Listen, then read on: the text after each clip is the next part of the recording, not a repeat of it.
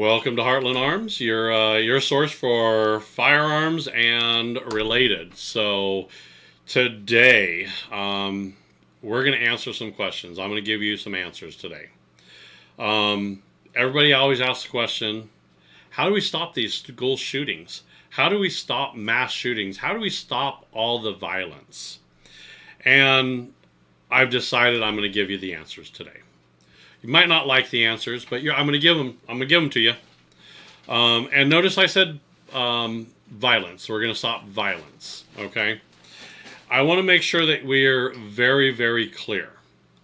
That includes gun violence, knife violence, and general violence across the board. The tool that you use to commit violence really doesn't matter. It's the tool you're using. The problem is the violent part, okay? Knives don't jump off the knife block and go stabbing people because you hurt their feelings. The problem with gun violence and knife violence and just general violence is human nature, the human element to it, okay? So let's get right into how we stop this, okay? And the first thing we're going to cover is we're going to cover mental health.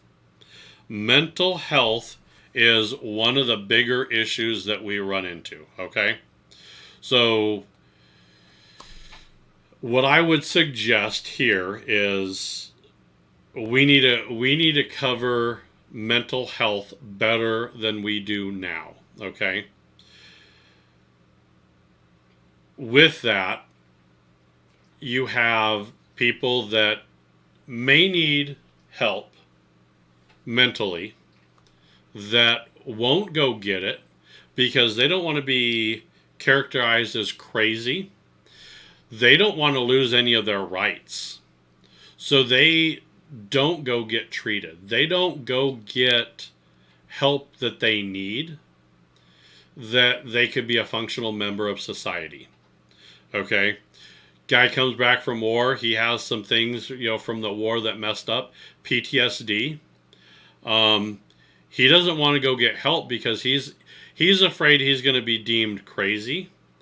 And if you're seeing a therapist or mental help, he's crazy. And then, we're going to give that guy a gun. We're going to give a crazy guy a gun. We need to get away from that.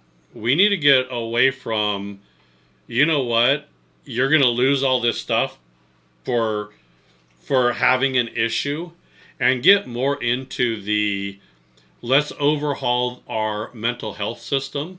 Let's stop putting the label of crazy or labels on that. Let's stop playing with delusions, emotions, and things of that nature. Okay? Because I know people that have issues, and when they're medicated, they're great. Never have an issue.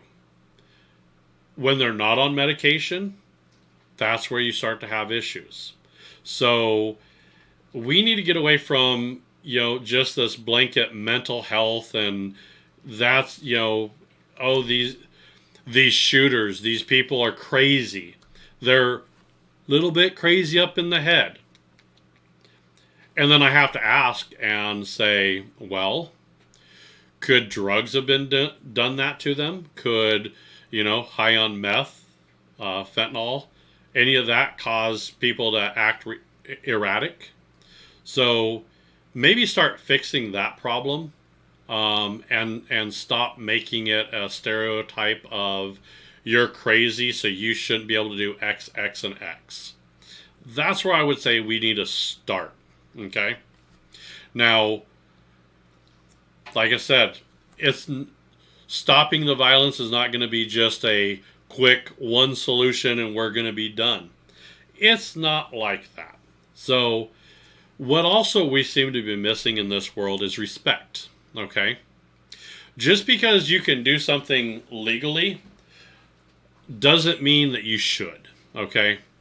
And I go back and forth with these. I see a lot of First Amendment auditors. They go out, they take pictures, and then people don't like it, they say, hey, we're just trying to eat our meal in peace. Why are you recording us? We don't want that. And their answers are, well, we're testing our First Amendment to see if people will honor that, will respect that. But you're not showing that. You expect them to respect you recording, but you're not giving them any respect by recording them. And they can say, hey, why are you doing this? Because I want to. Mind your own business. Well, that's true. But that's where you don't have. If you're going to do that disrespectfully, you can. But if you want to stop the violence and you want to stop and start changing things around for opinion, then I would start with a little bit of respect.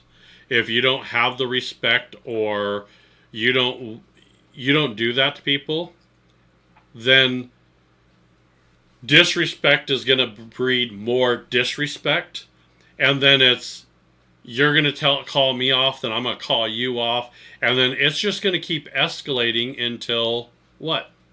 You're in the parking lot in a fist fight? What's that going to do? How, ooh, someone called you an idiot and you're going to go beat them up in the parking lot. That doesn't do any good. Maybe a little bit of respect and, dare I say, compassion a little bit, because you don't know what people are always going through. You don't know if they're upset. So if someone comes through and they say something because they were angry, maybe they had a migraine. Maybe they were hurting. Maybe they're back pain. Maybe they're hurting and they're just, you know what? They're hurting. They're kind of blinded by that pain. And do people say things like when they shouldn't? I mean, they call it the heat of the moment for a reason. Sometimes cooler heads would prevail, and sometimes you need to do that. I know it's hard. I find myself having that trouble a lot of times as well. Okay, I wish I wish I was a better person sometimes as well. But the fact of the matter is, we are humans and we make mistakes. And I'm hoping that when I make a mistake, the other person will have a little compassion to say, maybe he's just having a bad day. I should probably not push that. Because if I escalate and then he escalates, who knows where it's going to end up? And most of the time, that's where it ends up in violence. So kind of keep that idea. And then always be respectful to others and show a little compassion for them. The other thing that we have to do is we have to stop dehumanizing people, okay? Calling people names doesn't work. Calling people a fascist, calling people a Nazi, calling people names, you understand that by doing that, by dehumanizing people, you think you make them less of a person in your own eyes. And then that's where people run into it. And I hate to say it, but your kids are watching. Kids watch that to see what happens. So when they see you calling someone a Nazi, calling someone a fascist, hey, that guy is subhuman. They're the dirt of the earth. What you're telling that person is, I could do whatever I want to that person because they're not anything of significance. And that's where we're running into the issues as well. If you keep doing that, you are desensitizing people to that being a human. That's what we're going here. And I'm willing to bet I'm about almost 100% sure. I am 99.9% sure if we help our mental capacity and help people that may need help and don't demonize them, if we start being respectful and compassionate to each other and we start passing that down to our children, then we might change things. We might get this to stop finally. Stop dehumanizing people. It's time that we reset our moral compass. That's what's going to drive us. And you know what? If you have the right of way in traffic, hey, my light turned green, I'm going to go, but you see a car going and you're like, I have the right to be there. He shouldn't. That's not stopping the car accident. Your actions are not stopping the car accident. You're going to cause problems. You can get someone hurt, killed, including yourself. So, my answer to stop the violence, there it is. Take it with what it's worth. I can guarantee if you start doing that, you start having you stop the dehumanizing of people. You reset your moral compass. You treat people with compassion and respect. And when you have a disagreement with somebody, talk it out. There used to be a saying, agree to disagree. And then it got to the point where that's not good enough. We can't disagree if you don't see that, if you don't see it my way, you have to be a fascist, a Nazi, a racist, a whatever term you want to put in there. You have to be that because you don't see my point of view. When you do that, you're just making the whole situation worse. So there's my answer to stopping violence. It's up to you guys whether you guys take that advice, follow it, or even listen to me. So, enough times people get pushed too far. Hate to say it, we're human. You don't back an animal in the corner because it can attack. We're just I don't know if intelligent is the right word, but we pretend we're a smarter animal. Yet, look at what we do.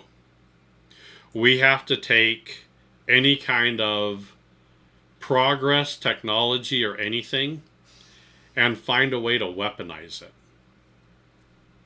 Nuclear is a great energy source.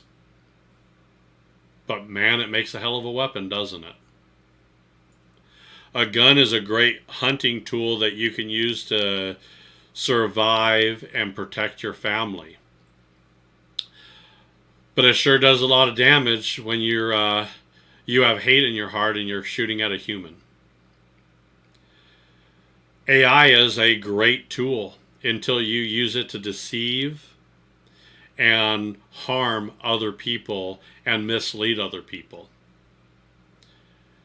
I think it's time that we stop blaming the gun. We stop blaming AI. We stop blaming a knife. And we put the violence right where it should be. Right on the human. That's where it needs to be. That's where it should be. And you follow my tips here, and we might just be able to end it. Maybe instead of picking up and going for violence, maybe have compassion, understanding, maybe an agreement to say we don't agree on this subject, so maybe we shouldn't talk about this subject because we're not going to see eye to eye. And if you can, maybe you can have an honest, heartfelt discussion. And maybe you guys can find some common ground so we can stop the violence once and for all. So, if you like what I say, I would hope you hit the like and subscribe. Follow us on Facebook. Follow us on, I think we're on Twitter, social media, Facebook, Instagram.